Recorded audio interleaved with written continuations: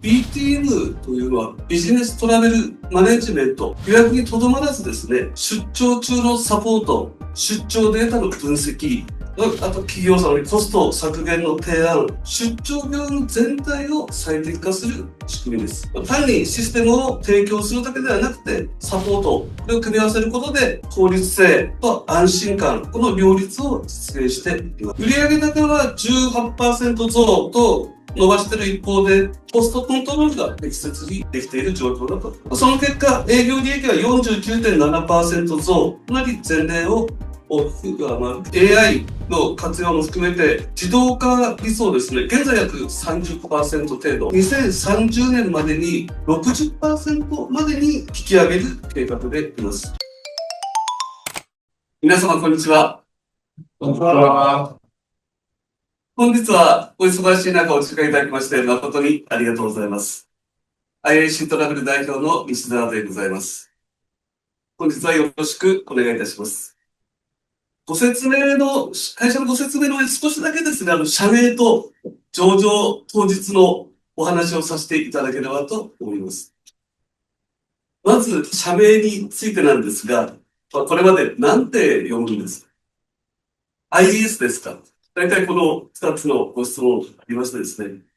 ほとんどの方に最初聞かれます。正式な読み方はですね、そのまま IACE トラベルでございます。この IAC というのはですね、インターナショナルアソシエーション・フォー・カルチュラル・エクスチェンジという、そこの頭文字を取った社名でございます。日本語で言うと、国際文化交流協会という意味になります。国際文化交流のような取り組みを通じて、国や人をつないでいきたい。その思いで、この名前になったと、聞いております。すいません、私がつけたわけです。次に、弊社の上場日なんですが、トランプ関税問題で市場が大混乱しました昨年の4月7日でございました。当日、写真撮影をするんですけれども、そのバックになるボード上のそこがですね、すべて値下げを見する。色が赤が一つもなくてですね、青系の文字でして、交渉の方からは、こんなの初めて見ましたというふうに言われました。そうですね。ただ、ものは考えようでですね、あとは上がるだけだというふうに自分に言い聞かせていたことを、今でも覚えております。それから早いもので、もう10ヶ月を迎えようとしております。これまでの IR 活動というのは、ワンオンワンの機関投資家、ワンワン含めてですが、機関投資家の皆さんの中心だったんですけども、昨年9月に、IR ケアで初めて個人投資家の皆様と直接交流をさせていただきました。その際にですね、勉強になることがとても多くて、今回のように個人投資家の皆様にお話を直接する重要性というのを、その時とても感じました。そういった中でまだ上場したりするということがあったこういった場にはまだ不慣れな面もありますけれども、できるだけわかりやすく、そして飾らないで、当社の現在地と、これからの、どんな感じだったかについてお話しできればと思っております。余談ですけれども、勉強としてですね、ことが初めてなので、少し早めに来させていただいて、先ほど後ろからずっと岡田社長の話を聞きながら、うまいなぁと思いながら話すのかというふうに、聞いておりました。すいません、前置き長くなりましたけども、それでは会社のご説明をさせていただきます。まず本日の内容です。じゃあ、事業概要、成長戦略、2026年3月期の第2四半期実績、通期業績進捗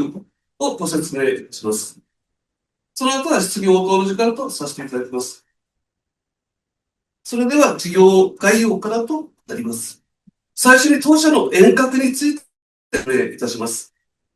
当社は1982年に設立して今期で45期目を迎えました。設立当時は個人向けの海外格安航空券、これを販売して、特に若者を中心にですね、口コミで評判が広がって、順調に創業期は乗り越えることができたかな、というふうになります。1995年からは、海外、格安の海外パッケージツアーでの取り扱いを開始しました。当時、全くインターネットというものが普及していないで、旅行雑誌に掲載するのが一般的でございました。その中でもAB ロードという雑誌がありまして、これなかなか若い人たちともわからない部分があるんですが、私と同年代の方が、おーっていうふうに言われることがあるんですけど、ほとんどその雑誌を見て旅行を申し込むような時代でしたので、で、この発売日にはですね、電話がパンクするぐらい、なりまして、それで、格安ツアーを中心に販売が急増したという時でございます。1998年、ここにでですね、米軍サービスに挑戦しました。このきっかけはですね、当社の販売実績とか、対応品質とか、それを評価していただきました、米系、アメリカ系の航空会社からの推薦でございました。この言語とか、召喚集とか、その違いはありましたけど、新たな分野へのチャレンジをしていこうじゃないかということで、取り組みました。2009年には官庁コーンサービスを開始しました。こちらのきっかけはですね、財務省からお声掛けをいただいたことがきっかけです。こちらも新たな事業領域として挑戦しました。次にこれ赤字で書いてあるんです。2013年なんですが、これはですね、私たちの非常に大きな転換期で、個人サービスから法人向けの BTM サービスとシフトをしました。この転換の大きな理由はですね、この格安パッケージツアー市場というのが競争がとても激しくなりまして、売れるんですが、薄利多売が加速してきました。忙しい割には利益が少なく、スタッフの負担が多くなって、そういった意味で、持続的な成長が難しいな、というふうに考えております。2020年、これも私たちの当社もそうなんですが、旅行業界にとってもコロナによって大きな影響を受けました。その際に、これまでの労働集約的なビジネス、これは成り立たないなという形でデジタル化というのを決断した次第です。非常に厳しい環境下ではあったんですが、投資を進めて、2021年、この形で書いてありますけど、クラウド出張手配システムのスマート BTM、こちらをリリースしました。このシステムによって、アナログ中心のサービスからデジタルとアナログを融合したハイブリッド型のサービスへと進化して、現在の成長につながっていると考えています。戦略ビジョンについてご説明いたします。当社の事業をご理解いただく上でですね、最初にお伝えしたいのが、B パース雇用システムプラスですね、という戦略ビジョンです。この B パースというのはですね、出張業務を外部に委託する BPO、クラウド上で提供される、業務システムの SaaS、これを組み合わせた考え方でございます。当社はこの B パースにヒューマンサポートという価値を加えております。単にシステムを提供するだけではなくて、人によるサポート、これを組み合わせることで、効率性と安心感、この両立を実現しています。このデジタルと人、これを融合させたハイブリッド型のサービスが当社の最大の特徴です。次に、当社が属するですね、についてご説明いたします。一般的に旅行と言いますと、よくハワイに旅行とか、そういう個人向けのパッケージツアーのようなものをイメージされる方が多いかもしれません。ただご覧のようにですね、結構様々な分野がございます。その中でも当社が注力しているのは、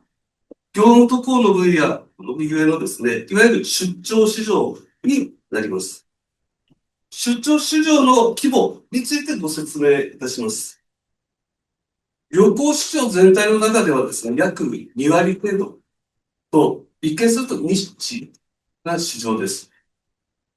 ただですね、国内、海外を合わせますと、約3.9兆円という規模があり、十分な成長余地がある市場だと考えております。当社の現在の取扱高がですね、約250億円ですので、まだまだ拡大の余地は大きいのかなというふうに考えています。次に、現状における出張手配の方法、企業様の出張手配の方法とその課題についてご説明いたします。現在、企業の出張手配には大きく3つの方法がございます。1つ目は、社員や総務担当者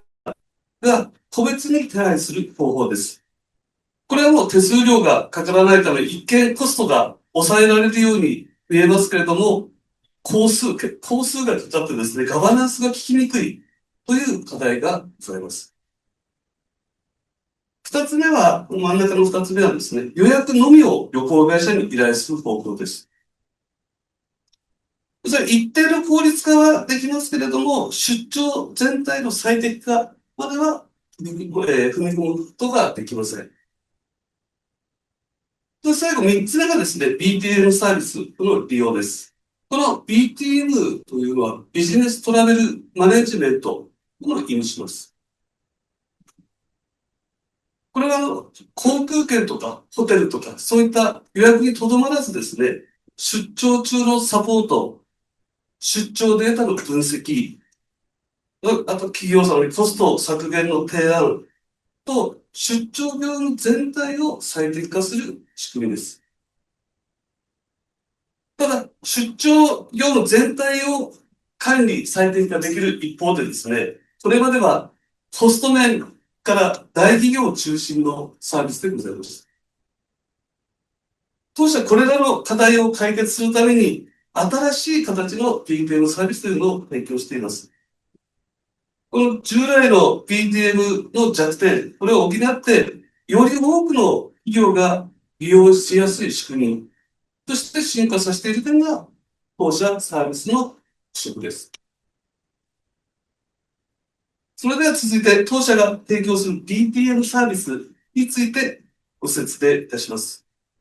大きく2つのポイントがございます。1つ目は、従来の航空券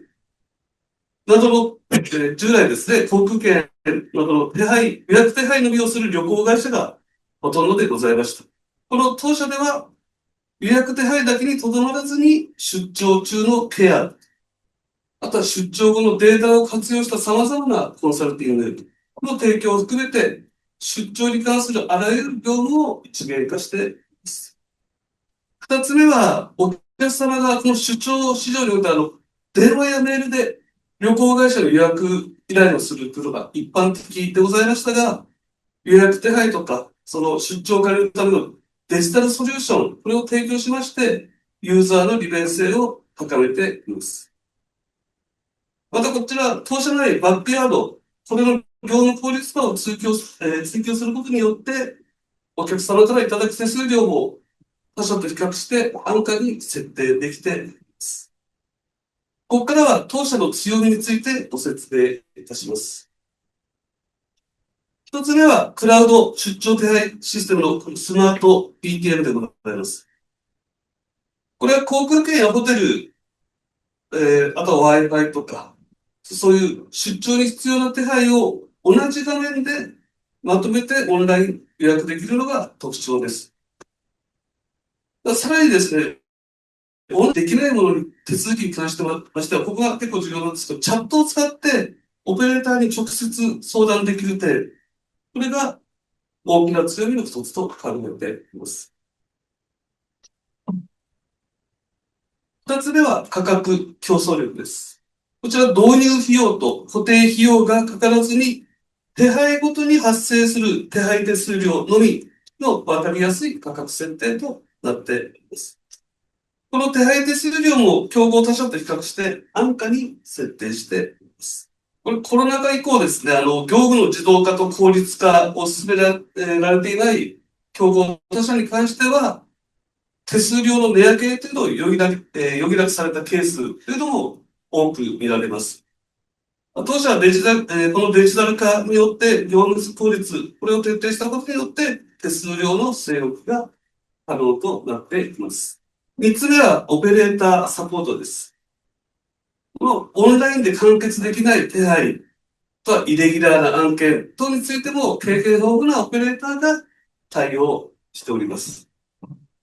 具体的には、航空券やホテルの変更対応とか、あとはですね、各国の入国要件、発毛等、そういったいろんな細かい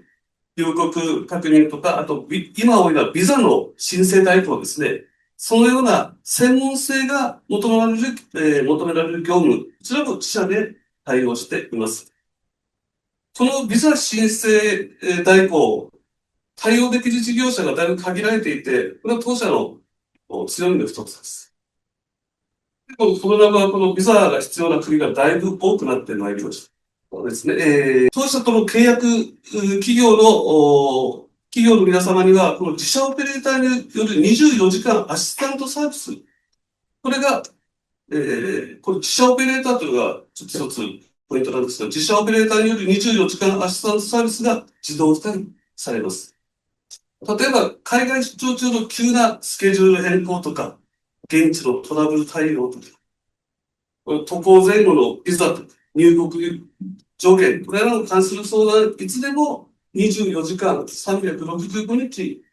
時差を気にせずにいつでも当社へ連絡できる体制を整えています。こうした人によるオペレーション、これが前提となるサービスは、システム完結型、オンライントラベルエージェント、これでは対応が難しく、結構債務障壁になっている状況です。上場分に関してはこの点を評価いただきまして、新規企業からのお問い合わせも増えています。4つ目はセールスサポートです。これも導入時のサポートはもちろんのこと、運用中のご相談とか、利用データを活用したコンサルティング、これを含めて当社セールスが継続的にサポートしております。例えばですね、利用状況に応じて航空会社へ企業様独自の料金交渉をしています。バンコクに工場があってバンコク行きが多いということであれば、その企業様に合った航空会社と交渉して、独自の料金を設定してもらうようなサービスもしております。最後は顧客に応じたソリューションでございます。当社はスマート BTM 以外にも2つのソリューションを提供しています。1つ目が出張管理システムのトラベルマネージャーです。左側の方ですね。これは経費生産、倫理申請、危機管理の機能を有しております。二つ目は、海外航空券のオンライン予約、これに特化しましたですね、イージーブッキングというソリューションです。これは小規模の事業者向けの出張手配システムなんですけれども、導入後すぐに、いろんなあれが導入後すぐにご利用いただけるソリューションとなっています。また、このシステムはですね、その小さな企業さんだけでなくて、最近は大学教授、大学の先生、学会出席、お医者さんの学会出席とか、そういったものを出張にご利用いただく機会が、だいぶ広がってきているな、としています。ここまでは出張手配現状、課題、そして当社、サービスの特徴についてご説明してまいりました。これ改めてまとめますと、この当社の BTM サービスっていうのはデジタルとヒューマンサポートを融合させたハイブリッド型のサービス、これを安価にご利用いただけるようです。このオンラインでの予約機能と管理機能に加えまして、オペレーターやセールス担当者によるサポート、これを組み合わせることで、出張の最初の手配から渡航中のサポート、そして帰国後の生産やデータ活用と至るまで、出張に関するすべてのプロセスを一貫して最適化することが可能となっています。このように出張者の利便性向上にとどまらずに、総務部門とか、その辺の皆様のですね、業務負担軽減、あとは企業としてのガバナンス強化、にも貢献できる点が大きなサービス登場となっています。このガバナンス空間結構多くてですね、なんか、マイレージが後から高いチケットをそちらで行くとか、そういったガバナンスというのは非常に、企業の方には喜んでいただいて、出張される方はちょっとというふうなあれでございます。ここから今後の成長戦略となります。この BTL サービスの今後の市場環境についてご説明いたします。こちらございますけど、経済活動のグローバル化、対面コミュニケーションの再評価、企業の人材不足等の要因からの、ですね、この市場、要因、これは結構大きくてですね、この市場に関しては、なくなることなく、中長期的に成長するものと考えています。欧米ではすでにBTM サービスの活用が結構、もうここ何年かとても進んでいまして、もう少したら日本市場も今後さらに拡大していくんではないのかなというふうに考えています。先ほどもちょっと触れましたけど、特に企業の人材不足という要因と見られる問い合わせがですね、ここのところ結構増えてるかなというふうに実感しています。中長期戦略、成長戦略ですね、ついてご説明いたします。こちら、業務効率化、シェア拡大、市場拡大、この3つの戦略を軸に持続的な成長を目指しています。1つ目は、業務効率化です。これは業務プロセスの標準化、これは当たり前です。これ標準化をさらに徹底させて、手配オペレーションの自動化というのをさらに進めていく予定でいます。具体的には AI の活用も含めて、自動化理想ですね。現在約30%程度で私たちが認識してるんですが、これを2030年までに60%までに引き上げる計画でいます。これによって、一人当たりの売上総利益の約1.5倍程度に伸ばすということを目指しています。二つ目はシェア拡大です。これまで通り、中堅中小企業、これは結構私たちの主要なお客様もそうです。中堅中小企業への浸透を深めることに加えて、出張件数が、一社当たりで出張件数が多いエンタープライズ企業への獲得、これが重要と考えています。この獲得、エンタープライズ企業についてはですね、専任チーム、これを置いてですね、体制を強化し、2030年までに、現在、この取扱いフィースがだいたい10%程度です。エンタープライズに。私たちっていうこのエンタープライズっていうのは、当社内の定義なんですけども、従業員数1000人以上という形で考えてますけども、それを16%へ引き上げる計画です。こちら、上場による診療力の向上、これを分割として活用していきたいと考えています。三つ目は市場拡大です。当社がアプローチする領域そのものを広げていく戦略です。これまず、取扱い商品の拡大でございまして、今、すでに進行期なんですが、このスマート BTM に、例えばレンタカーとか、出張バッグ、ホテル付きの出張バッグの予約機能を追加する開発を進めています。今後も順次、これは商材の幅を広げていく予定です。次にですね、この海外の現地法人の獲得。これは結構また重要だと思ってるんですけども、今お取引させている企業の海外拠点、会社とかの海外拠点で発生するこの海外出張についてもですね、このスマート BTM を使って取り組んでいく考えです。ガバナンス強化とか、いろいろ、そういった部分でお話してるとニーズは多いのかなというふうに考えています。また、業務提携 M&A については、当社と親和性の高いサービスや企業であれば、柔軟に検討していく方針でございます。次に、ビジョン2030ですね。これについてご説明いたします。2030年3月期において取扱高500億円、営業利益15億円、アクティブ企業数3000社の達成、これを目標として掲げています。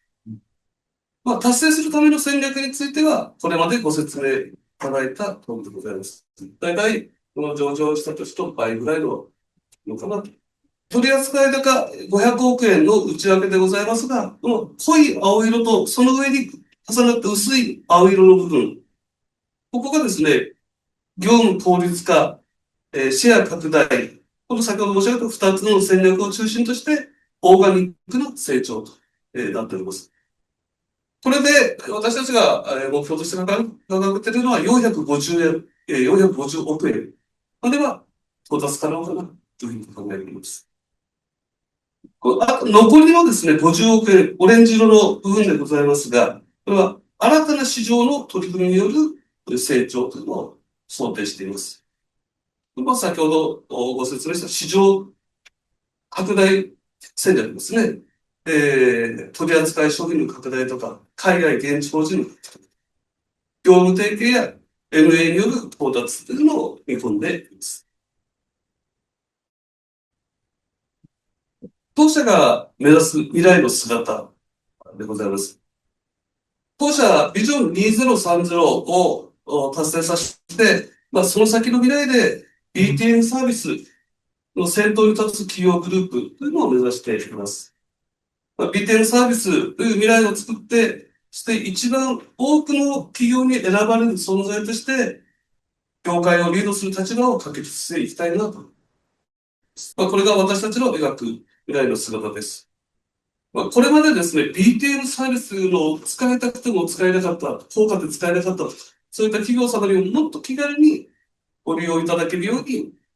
していきたいと思っています。そのためには、この BTN サービス認知の拡大に全力で取り組んでいかない、ではいけないなという印象で思います。ここから2020年月第2四半期、中間期ですね、実績とやります。まずは足元の実績についてご説明いたします。当社、昨年の11月13日ですね、2026年、3月期の第2四半期の決算を発表いたしました。まず、連結の第2四半期実績です。売上高、売上総利益ともに大きく伸長しております。売上高は18%増と伸ばしている一方で、販管費については 9.5% 増と、コストコントロールが適切に、できている状況だと考えています。その結果、営業利益は 49.7% 増、かなり前年を大きく上回る結果となっております。次に、四半期別の連結損益計算書についてご説明いたします。売上総利益と営業利益の金額が過去最高となりました。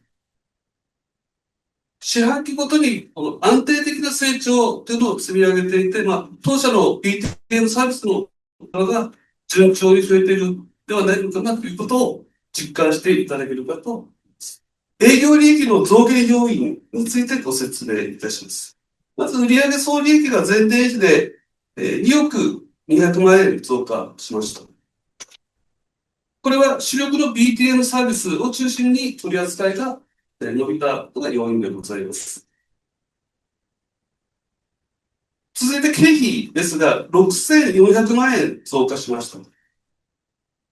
主な内訳は、人件費が3300万円、システム運用費が1800万円、マーケティング費が900万円、その他は400万円でございます。こちら、当社の想定内のコストとなっています。当社のサービス構成についてご説明いたします。当社、コアサービスである BTM サービスと4つの他のサービスから構成されています。BTM サービスに関してはこれまでご説明した通りです。次にこの官庁公務サービスでございます。これは農林水産省とですね、国土交通省の調査内に2つ店舗を構えまして、あと別に26の中央省庁と契約しています。2009年ですね。2009年、先ほどちょっと触れましたけど、2009年の財務省の契約から始まって、各省庁の公募に、これは応札しましてですね、請け負っている現状です。海外サービス、これはカナダ、メキシコに連結子会社を設立しています。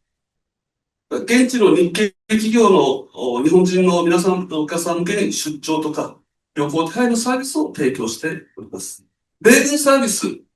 これは在日の米軍基地内に3店舗を展開しています。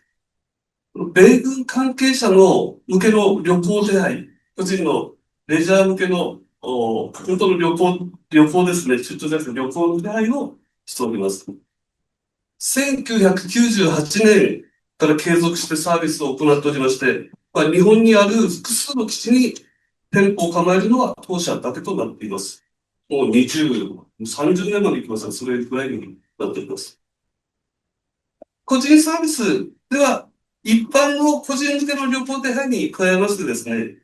BTN サービス契約企業の従業員の皆様のプライベート旅行とか、社員旅行とか、その他も中心に使っています。サービス別の売上高実績についてご説明いたします。この中間期におきましてはですね、BTM サービスと官庁公務サービスで前年比 30% を超える高い増加率となっています。一方で、この個人サービスと海外サービスにおいては前年比マイナスで推移しています。この各サービス別の増減要因についてご説明いたします。当社の主力である BTM サービスですが、こちらは堅調な成長を維持しています。この主力プロダクトのスマート BTM の利用企業、これが順調に増えて、それに伴って手配件数、売上単価というものが伸びていて、当社の成長を連しております。次に官庁公務サービスです。売上の増加はですね、国内出張と団体の受注増加が主な要因かな、分析しております。次に個人サービスです。個人向けツアーに関しましてはですね、価格競争がかなり激しくなっておりまして、無理に追いかけるようなことはしておりません。今後も当社がしっかり利益を出せる領域に絞って取り組んでいく方針です。米軍サービスです。こちら、円安効果もあって、日本国内のパッケージツアーとか団体の受注が増加しました。海外サービスです。こちらはですね、米国関税措置の影響を受けて、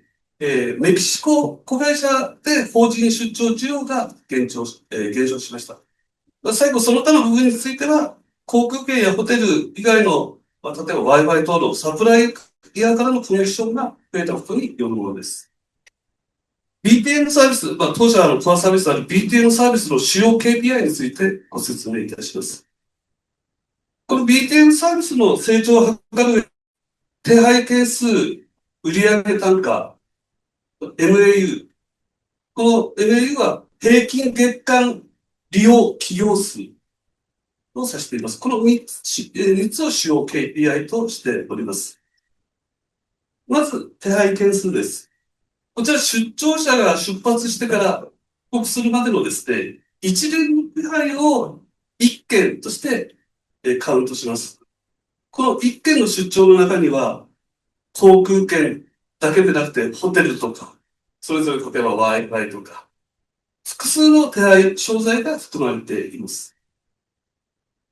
第2四半期の出張手配件数は29,835件と前年比15% 増となっています。次に売上単価についてです。この売上単価は、1件の出張手配における売上額を示しています。第2四半期においては売上単価が13,509円と前年から1,597円増加しております。最後に MAU についてです。当社では契約していただく企業の数がなくて、実際にその月に利用実績のある企業、これがやっぱり当社の力っていうのを一番見るものだと思ってます。それを MAU としてカウントして、四半期ごとに3ヶ月の平均値を開示しております。そこでこの第2四半期の MAU1000 はですね、1223社で前年同期比 11% 増となっています。一見するとですね、こちら第1四半期と比べ2社しか増加してないように見えるんですけども、これはですね、8月お盆の時にですね、小規模の出張ケースが少ない既存企業の出張が少なかったことが、要因に影響しています。ただ、9月の単月の MAU に関しては1300社を超えておりますので、予定通り順調に推移している状況です。最後に、通期の業績予想についてご説明いたします。5月に発表させていただいたものから変更はございません。営業利益ですね、経常利益、純利益、いずれも進捗率60%は超えております。超えていくですね、計画を上回るペースで進んでおります。この通期業績予測について変更の必要性が生じた場合は、速やかに開示を行ってまいります。株主の還元方針ですね。こちらについて、ご説明いたします。今期はですね、上場後初年度の株主還元として、現時点では1株当たり25円の配当を想定しております。一方でですね、利益成長に応じた株主還元というのは基本方針としておりまして、業績の進捗次第では還元水準を見直す可能性もあると考えられます。業績予測と同様に変更の必要が生じた場合には、速やかに開示を行っています。また、最近の株価についてですね、日中関係の悪化ですね、これを気にされている方も多いかと思います。投資家の皆様からもよく質問をいただく点ですので、現状をご説明できればと思います。当社第2四半期中間期までの累計で売上総利益が前年比ですね、121% で進捗してまいります。日中関係悪化を受けて、第3四半期単体においては一部営業は出るものとは想定しておりますけれども、それでも予算水準である前年比112% 程度以上の成長を見込んでいます。よって、第3四半期までの累計においても、次ですね、業績予測に対して大きく上振れしている状況であって、通期の業績予測とか、配当予測の引き上げについても視野にある状況です。現状をどのように評価するかというのは、感覚値とはなりますけれども、12月上旬よりは落ち着いているかなというふうに考えています。ご説明は以上となります。ご清聴いただきまして誠にありがとうございました。